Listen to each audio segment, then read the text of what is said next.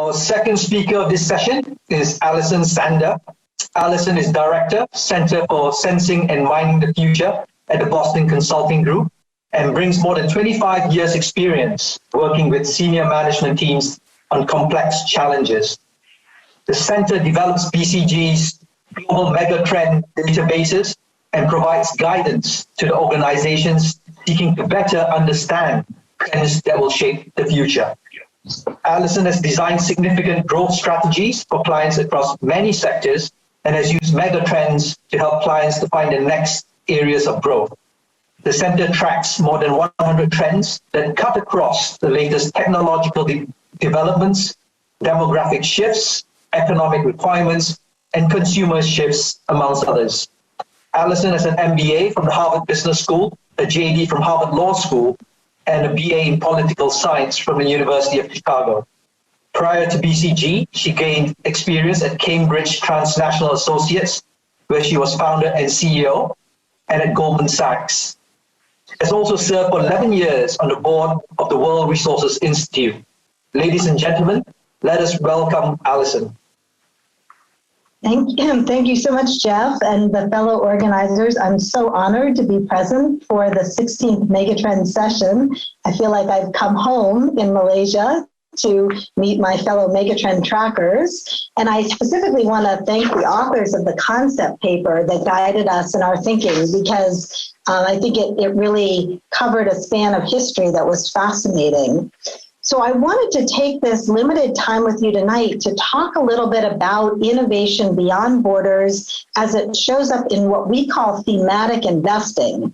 So this is an area that uses megatrends to actually make investments, and it's taken off in the last 5 years. Of course, you're experts in this, but it's being practiced by private equity, venture capital firms. And what's so fascinating is that in a volatile time, more and more investors are finding you can't just invest in a sector or a geography. You really need to find these fundamental value shifters.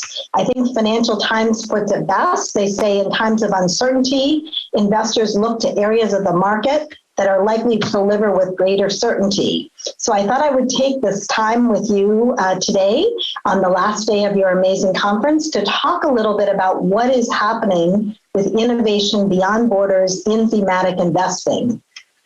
And I'm going to touch very briefly on 4 topics, which are really a little bit about how each individual and entity can track these kind of shifts, but also giving you a sense of how the clients we work with have had to navigate tremendous amounts of uncertainty in the last 2 years, and how you can land a plane successfully even in turbulent waters.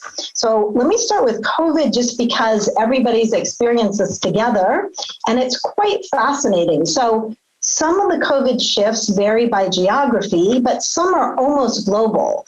Everybody knows there are sectors that are down: energy, air and road travel, but quite a few accelerated. And then we spend a lot of time in thematic investing and innovation beyond borders, looking at some of the more permanent shifts. So these are trends that actually picked up their growth during COVID, and we don't think it's going away.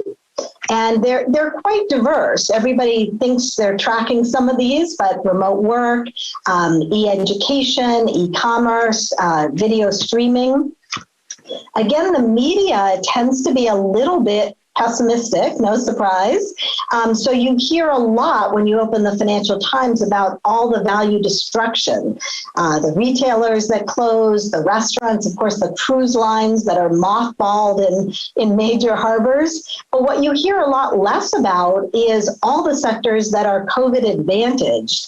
And this is a really important thing to track in volatile times. So what got hit, but what got advantaged? And if you look at the advantage numbers, they're much higher than the hit numbers. So home fitness, e-commerce, cloud computing, renewables, luxury, and these are just a few of the sectors that we're tracking. Now, I want to just take a moment on e-commerce because I think this is something we all experience, but there's a richness that I wanted to share with you today in how you can begin to unpack and track this. So Just to give you one data point, Amazon was at their 2019 Christmas high, so that's usually a one-day high, every day since COVID struck in March 2020. So they basically had to do a lot to be able to absorb all that much growth. But if you look at the CAGR lines on the top, you'll see that globally, e-commerce ticked up 24% in 2020. That wasn't on anybody's radar. That was extraordinary growth. And any company aligned with that has done quite well. It's birthed what we call a trend we describe as e-everything. So that is everything from online weddings, telehealth, remote working, e-tourism, e-sports, even e-fitness. And you're going to see more and more fill in the blank trends. This gives you an idea of the market size. These aren't small. So e-learning, 338 billion and climbing. So the e-everything trend is now going to be about $1 trillion by 2025. But it's not just e-commerce, it's also robotics. And these are fascinating because each market has slightly different variants of this based on the regulations. Amazon has now more robotic workers than human workers, but some places like Singapore did food delivery robots, buddies. This comes in many flavors, this trend. So let me switch to the second topic because we have sort of a compressed learning cycle tonight, but I want to talk about tracking migration waves because these trends are really not just single trends. They're actual waves that play out. And when you track innovation beyond borders, you need to track it at this level. So these give you a high global sense of the durable persistence in some of these trends. But let me break it down one layer below that. So this is US data, and in a second I'll show you Malaysia. But this is the migration waves of sectors moving online.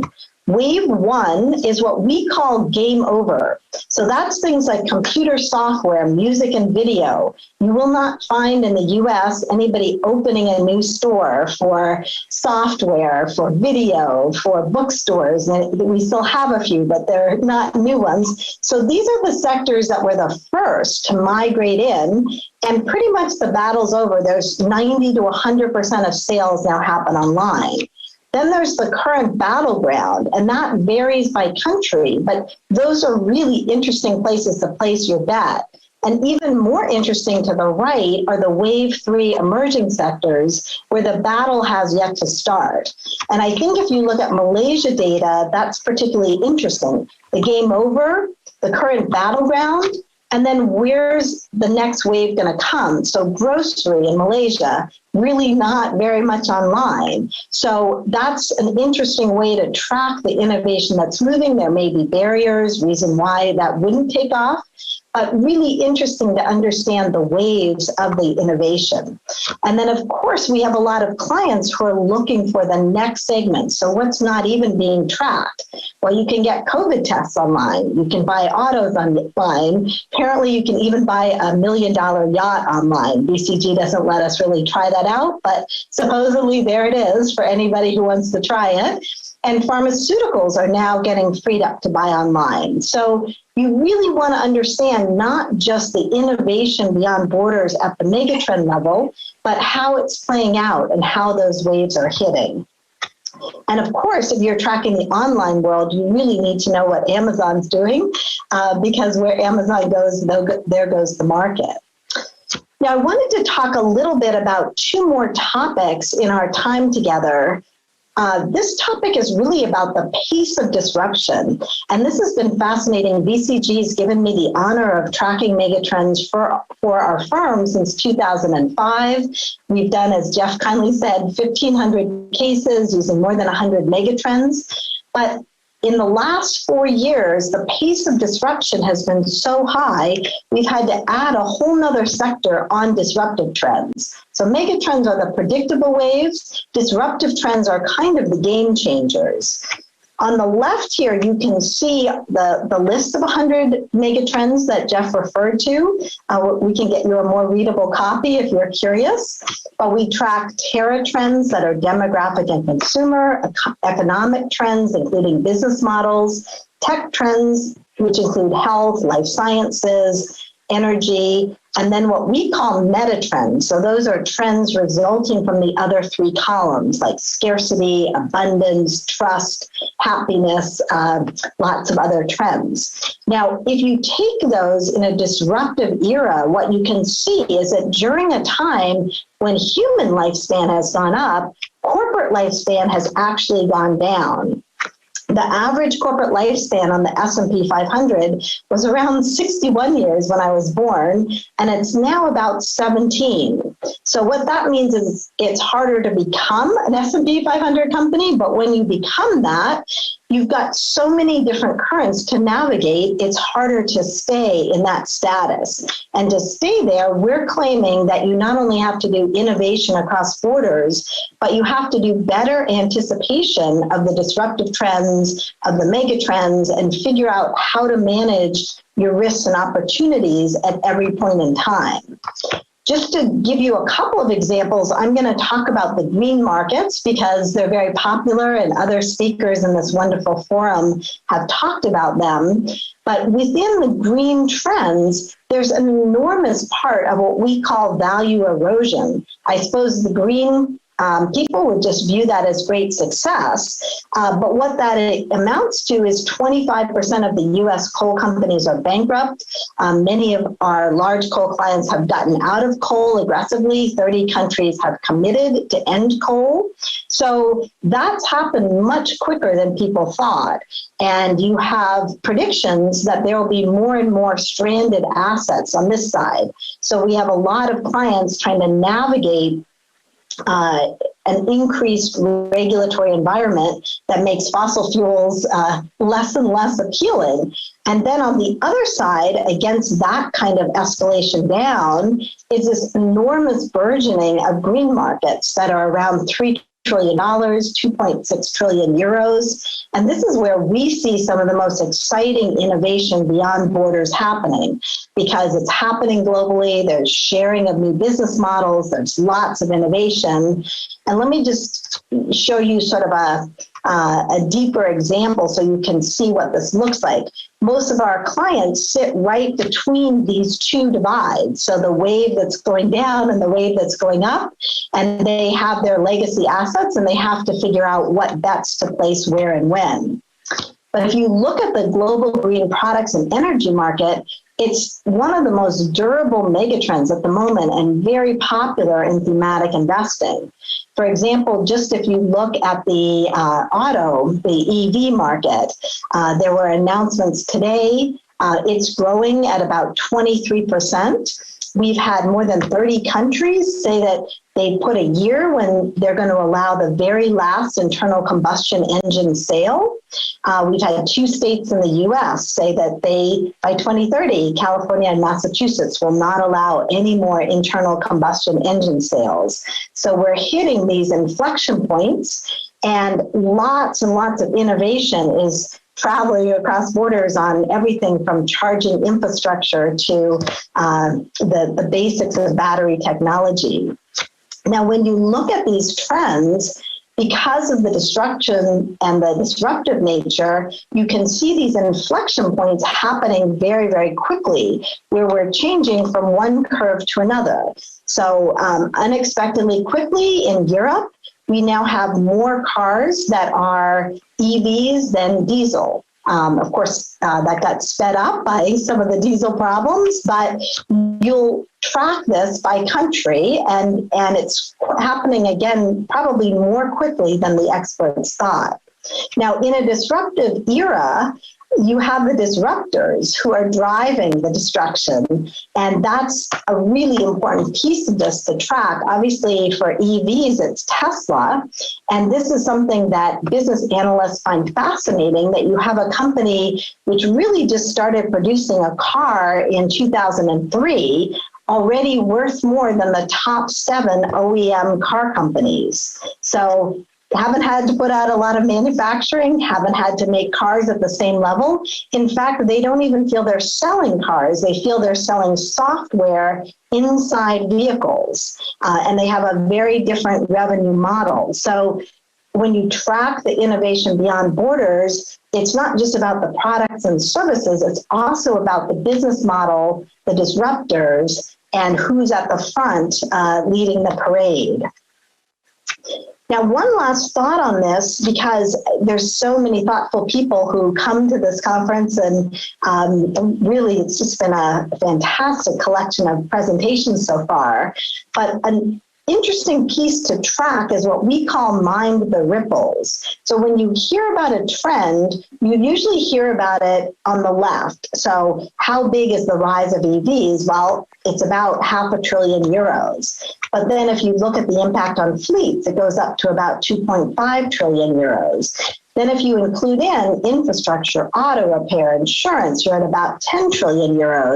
And if you really track all the ripples that are going to take place, all the innovation that's going to move across borders at the level of chemicals, mining, lubricants, logistics, sensors, you have a €17 trillion trend. And that's a very important part of the tracking, is to really understand what are the relationships, what are the patterns, and where is that innovation going to travel to. And of course, we also track what could further accelerate the shift, because that helps you to figure out where it's going to be quickest, land fastest, and be most disruptive. I personally, there are so many quotes that would be interesting to share, but I do like this one by Sheikh Imani, who said the Stone Age didn't end for lack of stone, and the oil age will end long before the world runs out of oil. So it's not about tracking peak oil, it's about tracking what's replacing oil and what total cost of ownership is turning out to be. So the last thought I wanted to leave you with, just because it's so critical when you talk about innovation and moving beyond borders, is really to look at this fascinating combined skill set that all our clients are being asked to bring these days. We're being asked to bring the very best of human talent, and that's increasingly hard to find, hard to retain, hard to train, and then to combine that with the very best of AI, big data, and digital talent. And it's hard to do both those well. We have a lot of clients who are fantastic on the digital side, not really rated best places to work. We have other clients that employees love working for, but they're struggling with digitalization. So to marry these two up, which is really critical if you want to do innovation beyond borders, is a real art form. So let me just give you a little bit of an example here of what I mean. On the human side, of course, you need to be able to anticipate these trends. You need to understand the ripples that are going to happen. You need to see the paradigm shifts. And then on the machine side, well, tracking the pace of change, the new sources of data, the algorithms. And to get these two working together is critical, because thematic investing is only as good as the capabilities behind it. And that's even more true in a disruptive world. If you think about setting your machine parameters so they're tracking the last disruption, you're going to miss the next disruption. So, on the human side, what this includes is expert networks, disruption indices, finding the next trend, doing migration waves. But on the digital side, it's about big data, but really innovative new sources of big data. We do a lot of patent tracking to figure out, where the next innovation is going to come from. We look at social media analysis to understand who's talking to whom and how that's influencing things. We track patterns in investment data at a pretty intense level, consumer insights, and then even algorithm-based advice. One person told me, if you want to know where the future is going, track the algorithms. So last two things I would love to leave you with. One is an article we wrote, if anyone would like it, it's on the web.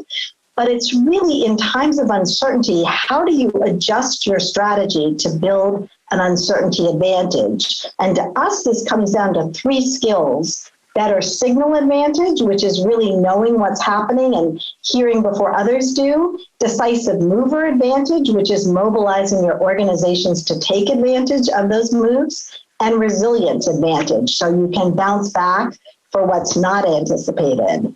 And lastly, I wanted to leave you with my 2 favorite quotes on the future. I feel like they're a perfect fit with your wonderful concept paper. Bill Gibson, the sci-fi writer, said the future is already here. It's just not very evenly distributed.